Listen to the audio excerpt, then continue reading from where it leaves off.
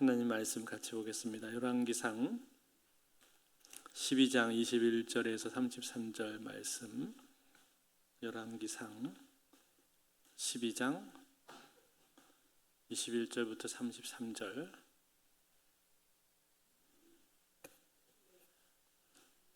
구약 성경 제 성경으로 535쪽에 있습니다. 열왕기상 12장 21절부터 33절 말씀. 한 절씩 교독해서 읽겠습니다. 르호보암이 예루살렘에 이르러 유다 온 족속과 베냐민 지파를 모으니 택한 용사가 18만 명이라. 이스라엘 족속과 싸워 나라를 회복하여 솔로몬의 아들 르호보암에게 돌리려 하더니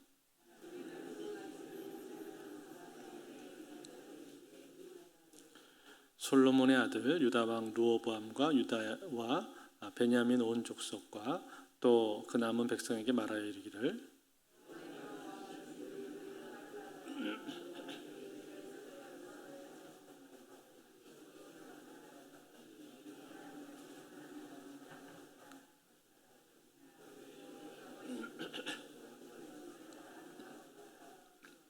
여로보암이 에브라임 산지에 세겜을 건축하고 거기서 살며 또 거기서 나가서 분우엘을 건축하고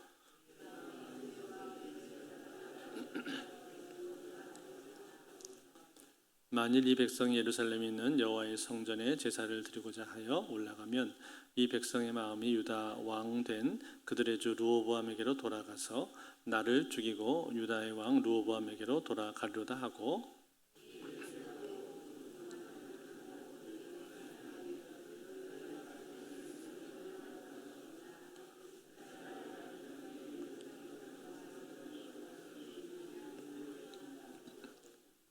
하나는 베델에 두고 하나는 단에 둔지라.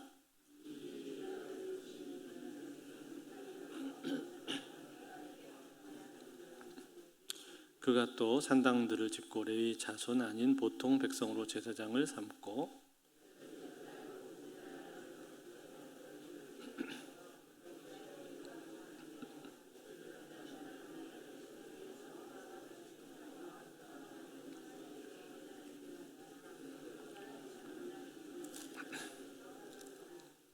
같이 읽겠습니다. 그가 자기 마음대로 정한 달 곧 8째 달 15째 날로 이스라엘 자손을 위하여 절기로 정하고 베델에 쌓은 제단에 올라가서 분향하였더라. 아멘. 지난 시간에 르호보암이 솔로몬의 뒤를 이어서 유다의 왕으로 세워졌는데 북쪽의 지파들을 향해서 선하고 좋은 말로 대답을 하지를 않고 포악하고 강포한 말로 대답을 했습니다. 그로 인해서 나라가 둘로 쪼개지는 장면을 우리가 보았죠. 즉 그는 그 자리에서 섬김의 리더십을 발휘해야 했음에도 불구하고 지혜로운 원로들의 조언을 다 버리고 젊은 사람들의 아첨이 섞여 있는 말에 현혹을 당해서 그래서 스스로 공포 정치 그리고 강압 정치를 택함으로 인해서 민심이 다 떠나게 되었습니다. 그리고 나라는 둘로 쪼개지게 되었죠. 북이스라엘은 여로보암 솔로몬의 신하에 있었던 여로보암이 다스리게 되었고 남유다는 솔로몬의 아들 르호보암이 다스리게 되었습니다. 그런데 오늘 본문에 이제 오게 되니까 이 르호보암이 한 가지 행동을 하고자 하는데 그것이 무엇입니까? 바로 전쟁을 일으키려고 하는 것이죠. 전쟁을 하려고 하는 이유가 무엇인가? 그것은 자기가 남유다뿐만 아니라 북이스라엘도 다 다스려야 되는데 그렇게 하기를 그는 마음속으로 원했었는데 뜻대로 되지가 않았다 이 말이에요. 북이스라엘의 10지파가 다 떨어져 나갔고 자기는 반쪽짜리 이 왕이 된 거죠. 말이 반쪽이지 사실은 두 지파밖에 없잖아요. 10지파들은 다 위로 올라가 버렸고 두 지파만을 관할하는 그런 왕이 되었던 거죠. 유다 지파 그리고 베냐민 지파 그 딱 두 지파만을 다스리게 되었습니다. 베냐민 지파가 어떻게 해서 북쪽 이스라엘로 붙지를 않고 남유다에 붙게 되었는가 하는 것은 정확하게 알려진 바가 없습니다. 왜냐하면 베냐민 지파는 본래 그 지파에서 누가 나왔죠? 사울 왕이 나왔죠. 사울 왕이 베냐민 지파 출신이잖아요. 그러니까 생각을 해보자면은 사울 왕의 가문이기 때문에 다윗 집안이랑 별로 사이가 좋지가 않았습니다. 그런데 이제 유다 지파는 다윗의 고향 지파란 말이죠. 그러니까 거기에 사실 붙을 이유가 없죠. 그런데도 불구하고 여기 붙게 된 것을 보면서 학자들은 말을 하기를 아마도 베냐민 지파의 위치 때문에 그렇게 되었을 것이다 추정을 합니다. 무슨 말이냐면은 베냐민 지파가 그 거하던 위치는 예루살렘 성하고 거의 인접해 있었습니다. 그래서 그 예루살렘으로부터 오는 여러 유익들을 많이 그들이 받고 있었을 텐데 그 예루살렘을 관할하고 있었던 지파가 유다 지파였었기 때문에 아마 그쪽으로 붙게 되지 않았나라고 추정을 하고 있습니다. 아무튼 르호보암 이 사람은 반쪽짜리 왕이 되고 말았다라는 거죠. 그래서 여기에 대한 불만을 그가 가지게 되었는데 이 불만을 어떻게 표출을 하게 된 거예요? 전쟁을 해야 되겠다라고 그렇게 생각을 한 거예요. 그래서 오늘 본문 21절에 보니까 이렇게 되어 있죠. 21절 말씀에 르호보암이 예루살렘에 이르러 유다 온 족속과 베냐민 지파를 모으니 택한 용사가 18만 명이라. 이스라엘 족속과 싸워 나라를 회복하여 솔로몬의 아들 르호보암에게 돌리려 하더니. 자, 어떻게 했다고 했습니까? 유다 지파와 베냐민 사람들 중에서 용사들을 불러 모았다고 그랬죠. 그런데 몇 명이 됐어요? 그 숫자가 18만 명이 되었다 했습니다. 18만 명은 결코 적은 숫자가 아닙니다.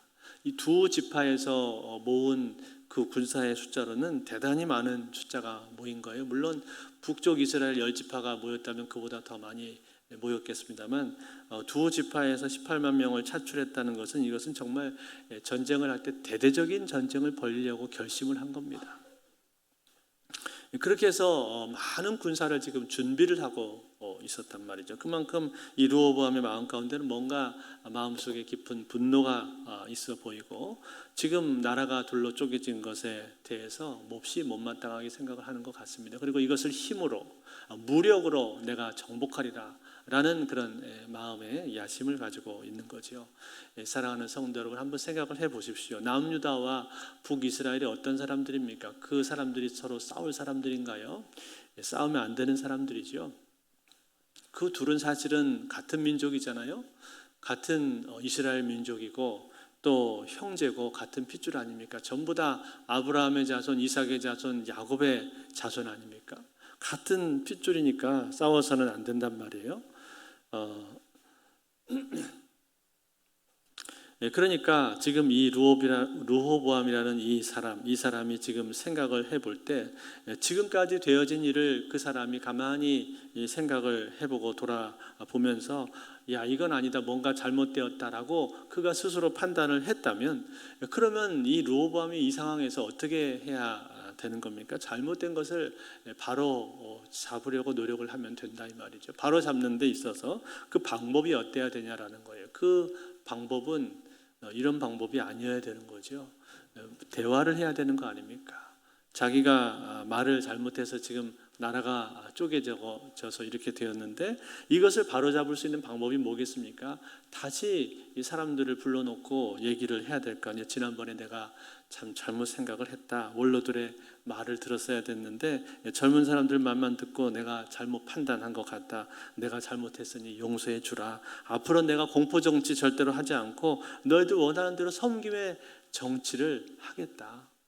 섬김의 통치를 하겠노라. 이렇게 얘기를 하면 될 거 아니에요. 물론 그게 받아들여질지 않을지는 그것은 알 수 없지만 그러나 그가 지금 해야 되는 방식은 바로 이런 방식이라 이 말이죠. 그것이 올바른 방법이고 그게 정상적인 방법이 성경적인 방법입니다. 그런데 지금 어떻게 하려고 하는 거예요? 전쟁을 일으키려고 하고 있는 거예요. 그래서 무려 18만 명이나 되는 군사들을 모집을 해서 지금 정렬을 시켜 놓은 거죠. 얼마나 어리석은 그런 모습입니까? 사랑하는 성도 여러분, 이 모습을 보면서 우리가 무엇을 생각을 해야 됩니까? 우리의 인생 가운데는요, 우리의 인생 속에도 때로는 참 잘못된 선택을 할 때가 있습니다. 우리가 어리석은 선택을 할 때가 있고 그리고 또 실수할 때도 있단 말이에요. 그런데 만약에 내가 실수했고 잘못했다라는 것을 알게 되었다면 그때 어떻게 해야 됩니까? 그것을 바로 잡아야 되는데 그 바로 잡는 과정 속에서 그 바로 잡는 방법이 어때야 되냐 이 말이에요. 그 바로잡는 방법은 반드시 옳은 방법을 택해야 될 것입니다. 즉 목적이 선하고 명분이 선하다고 할지라도 그 과정 가운데서 내가 선택하는 방법이 잘못되었다면 그것은 옳지 않은 거죠. 그렇지 않습니까? 불법적인 방법을 내가 선택한다면 그것은 결코 옳은 방법이 아니라는 거, 하나님이 기뻐하시는 방법이 아니라는 거예요. 우리 믿는 사람들, 신앙을 가진 사람들은요, 목적이 선해도 그 목적을 이룰 수 있는 방법도 역시 선해야 된다라는 거예요. 그렇죠?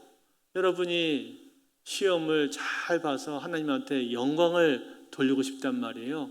그런데 하나님한테 영광을 돌리기 위해서 공부를 별로 안 했으니까 옆 친구 거를 보고 컨닝을 해서 시험을 본다.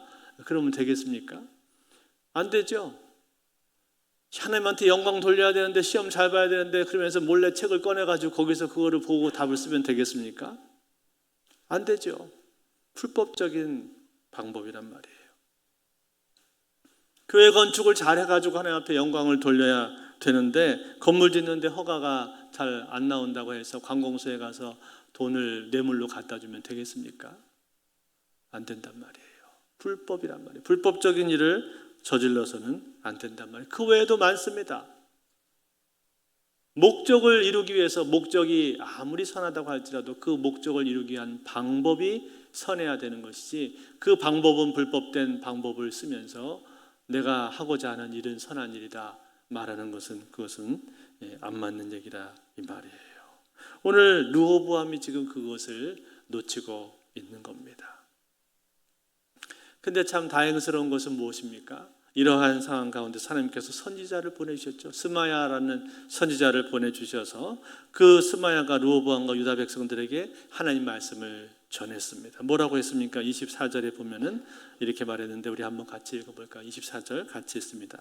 시작. 여호와의 말씀이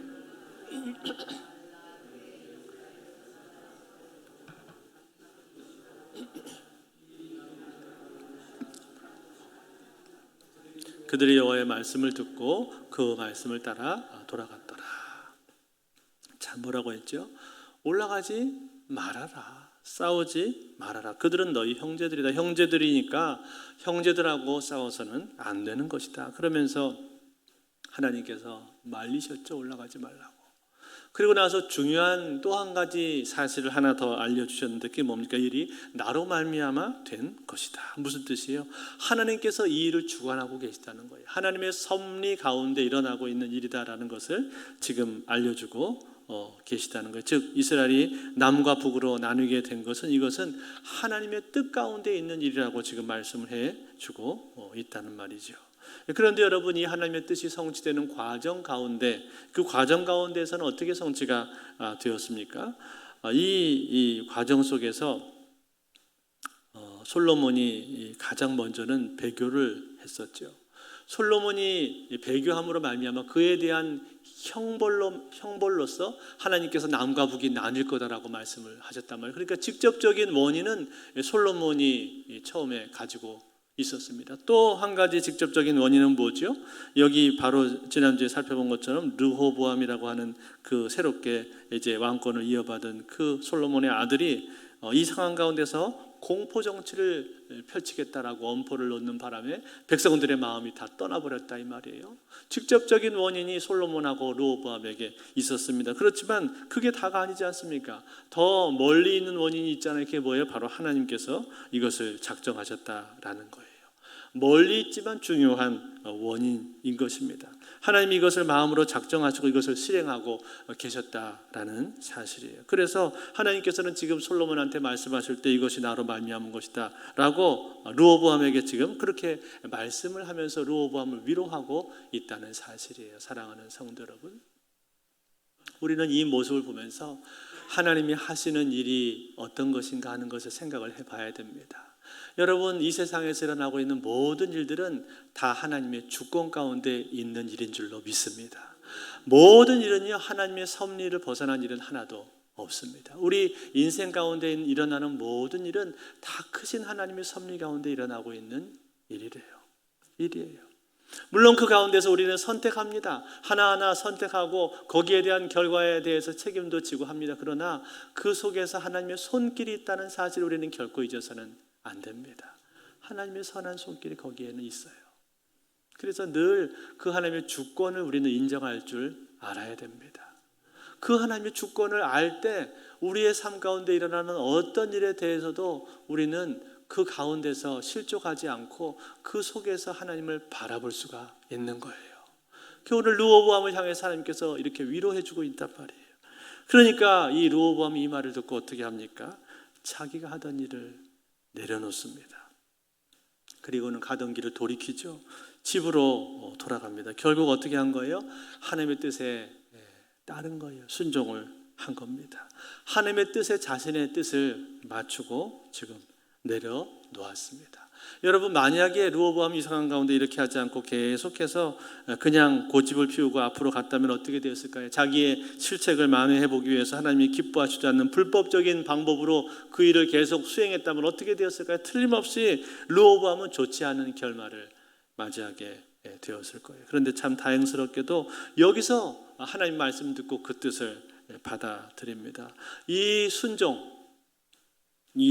말미암아서 르호보암이 훗날 복을 받습니다. 어떤 복을 받는가? 역대하 11장에 보면 르호보암이 받는 복이 몇 개 나오는데, 첫 번째는 그가 예루살렘의 성읍을 건축을 해서 요새화하게 하는 그런 은혜를 주시고, 또 한 가지는 레위인들이 이 르호보암에게로 돌아오는 그러한 복을 주십니다. 그래서 레위인들로 말미암아 종교적인 기초를 세울 수 있도록 만들어 주시죠. 그것이 역대하에 나오는데, 역대하 11장 13, 14절에 보시면 이렇게 되어 있습니다.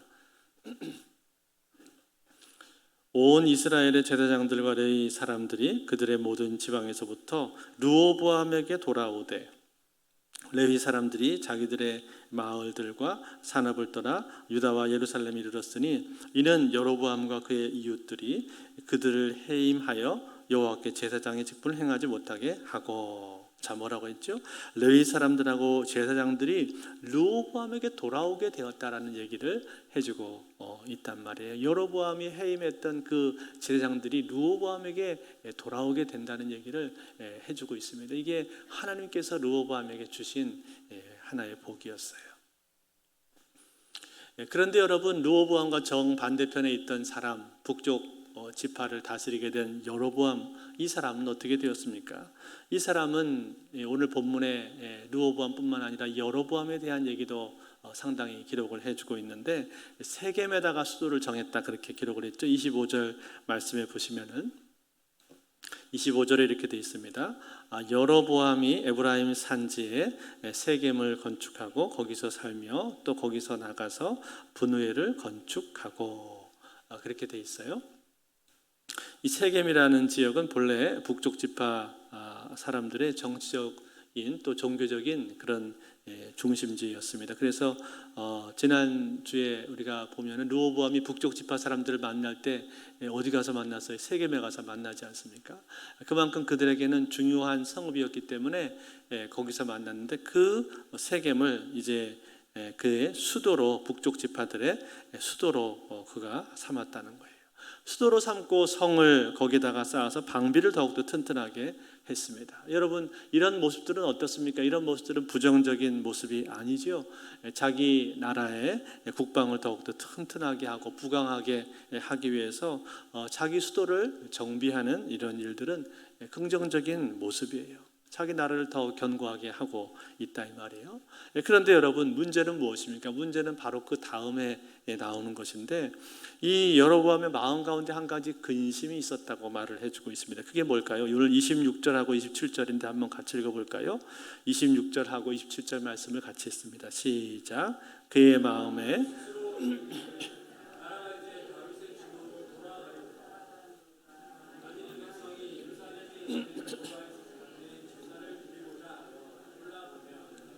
이 백성의 마음이 유다 왕 된 그들의 주 르호보암에게로 돌아가서 나를 죽이고 유다의 왕 르호보암에게로 돌아가리로다 하고.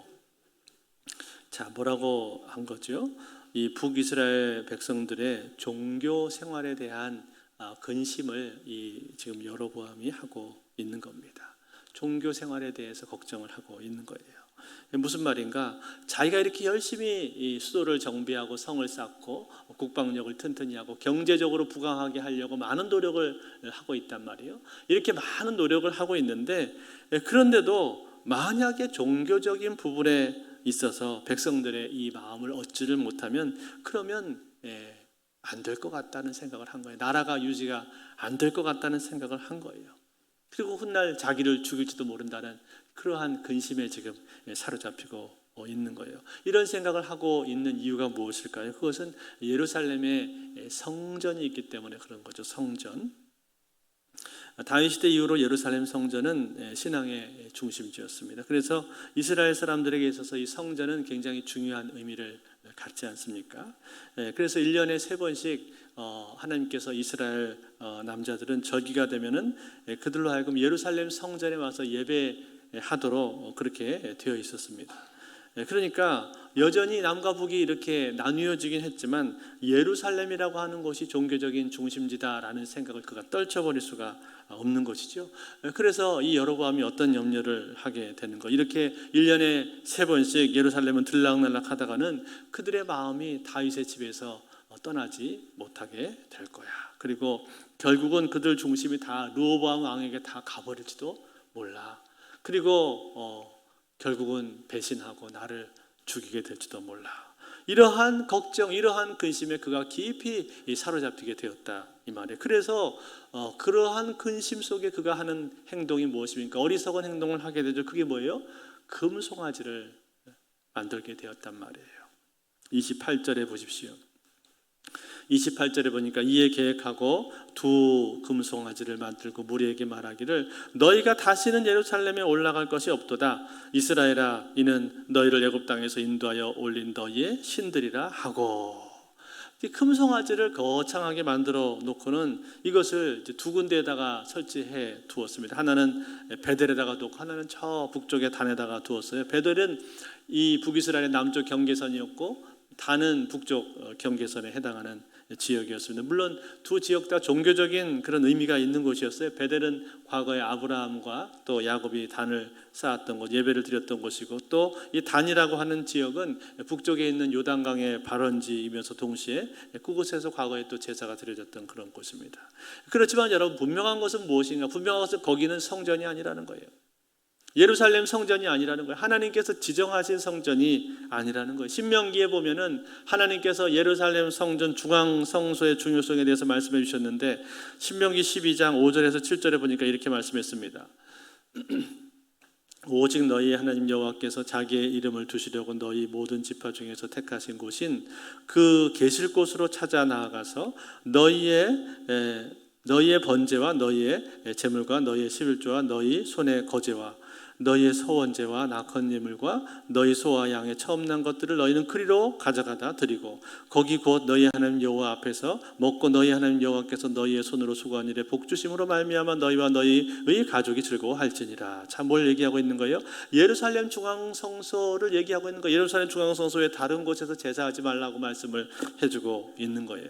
그런데 여러분, 지금 이 여로보암은 어떻게 하고 있는 거예요? 그것을 어기고, 그 말씀을 어기고 자기 마음대로 자기가 정한 장소에다가 제단을 쌓았단 말이에요. 거기다가 금송아지까지 만들어 두었습니다. 하나님이 금하신 우상까지 거기다가 버젓하게 세워 놓은 거죠. 여러분, 이 금송아지 이스라엘이 이미 한번 겪은 거 아닙니까?